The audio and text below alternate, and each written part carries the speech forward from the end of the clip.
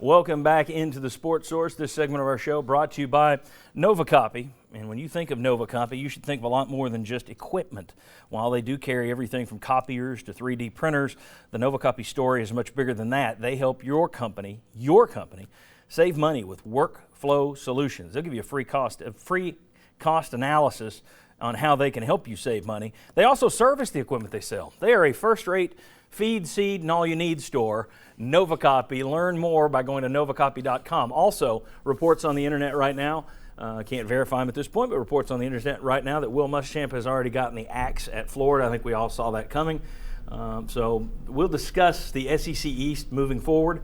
In our overtime segment, later this afternoon, we'll post that online where we talk about the SEC East, Muschamp, Florida, Tennessee, where it all fits for 2015. All right, back with Bob Hodge, Jimmy Hines, Bobby Scott, Sterling Hinton, and over at the NovaCopy drawing board, we have Chuck Cavaleris and a bunch of numbers. What those numbers are, those are Tennessee's records over the last 30 years. And I know that Tennessee hasn't arrived at this point, but they haven't even qualified for a bowl yet. But when you look at what's going on, the recruiting they've got going on right now, number 5 in the nation. They just got a commitment yesterday from a return man from Cincinnati who's transferring in. His brother's already committed to Tennessee. Jalen Hurd, first true freshman since Jamal Lewis to run for 3 100-yard games in a season. Derek Barnett broke the UT freshman record for sacks. On and on and on. The Vols are headed in the right direction. My question is, when you look at all those seasons over there, when's the last time the future looked this bright for Tennessee? And if you aren't willing to go there yet and say, I'm not going to say it's that bright yet, that's fine. Where, though, if you will say it, if you are willing to say it, if you do believe it, where was the last time the future was this bright for Tennessee? Chuck, I'll let you start. Well, to me, when I look at the board, I would start with 2009 and Lane Kiffin year. I would put that here because you had a junior-laden team. You were thinking about multiple championships down the road as he promised. So I would think I don't count Derek Dooley at all. I'll go straight to 2009. See, I don't know that I ever had the trust in him to say that the future was that bright. But I see where, in terms of excitement, there were a lot of people that were buying into that. So, yeah, okay, 2009. That one turned out to be a false hope. What's interesting is I think a couple of these you could throw out there turned out to be false hopes. Well, I think you could look at, some might have said, okay, you got Cutcliffe back in 06, 07. That's where I was going to go. Because there's a comparison to me. Of course, you've had several losing seasons here, but when Cutcliffe came back, he and Fulmer and Chavis had a really good winning percentage together. And when he came back, I thought that's going to help turn this thing around. But to me, turning it to the optimistic level of competing or winning the East, not the SEC necessarily, but just the East Division. And I think that's where Tennessee is right now. I think the SEC championship may be a way away, but I think you can compete for the East Division. Okay, so you're going to go 06, 07 was the last time. All right, you can go back to 03, 04. And here's the thing, 06, 07 didn't turn out either. Another false hope. This is a warning again. But they played for the SEC championship. Well, they did, but here's the thing. But I mean, we're talking about looking toward the future. After 06, 07, it fell right back off the table. So, yeah. I'm going to go 01. Okay. Was the last time. Halftime of the SEC championship game, I was pretty dang optimistic that everything was going to work out and win multiple national championships. And it seems like since then, you've had some good moments. You've had some good times. You've had some good things. But I just don't think it's been quite the same since 01. And I think that's fair because you look there, 11 wins, 8 wins, 10 wins, 10 wins. To me, in terms of a non-false hope, you were at least good. You didn't have the 15 national championships, but still.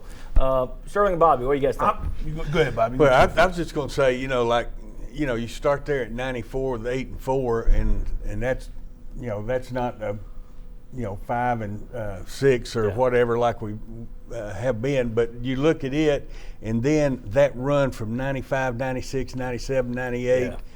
I mean, that's pretty stout. All right, so you're going back to the start of the Peyton Manning era in 94. For Bobby, Sterling, what do you got? It's amazing. I'm probably the youngest at the table, but I'm going back to furthest right I don't know about that. I'm going back to 88. I'm just going to tell you I'm going back there. I remember that year, how much disappointment we had. We started the year out 0-5, and we almost beat Alabama for our first win, and we went all the way out and won the rest of our games. Those 5 games, the last 5 games of the season. And we had a different attitude with our team. And we came in the winter workouts. We went from 3 days to 4 days winter workouts. The team had a different vibe about it. And I tell you, the 88 team, those guys that were seniors, it left us something to build on. And from there, for 88, and you see a long time winning volunteers, it was an attitude that was distributed to guys that came in after us. Well, and I think the thing that gives you hope this time around is there's one big key to it. Look at all the talent that's coming in here. Yes, You sir. And the thing is, these guys did a pretty good job of projecting talent last year, because it's not like you've had a lot of busts this year. You brought in a lot of freshmen that are playing a lot of downs, and you're not saying anymore. You're not saying, well, there's a huge hole here because he's a kid. Well, they look weak here because they're young. A lot of these guys by the end of the year are starting to show why they were ranked as 4-star guys and why the coaches roll the dice on a 3-star guy that, nobody gets excited about 3-star players. But I think the talent coming in here is why you look back through history and say, yeah, this ranks as one of those times where you say, yep, it's a bright spot coming. So we'll John see. P., if I may add, that's another reason why I go back to 88, because that class of 89 had the Corey Flemings, the Todd Kelly seniors. Had those guys coming in and help us that were already here take our 89 team to where we won 11 games. You'd redshirted Chuck Webb and Carl Pickens too. And they were freshmen that were second-year freshmen that were coming in as redshirt. So we had some things happen. Who in the heck would ever redshirt a guy like Chuck Webb or Carl Pickens. Yeah, really. Can't redshirt people. They're stupid. All right. When we come back, we'll talk about Tennessee's impressive pass rush. 10 sacks the last 2 weeks. How are they doing it? Come on back. Follow the Sports Source online at sportsource.tv and on Twitter at SportsSourceTV.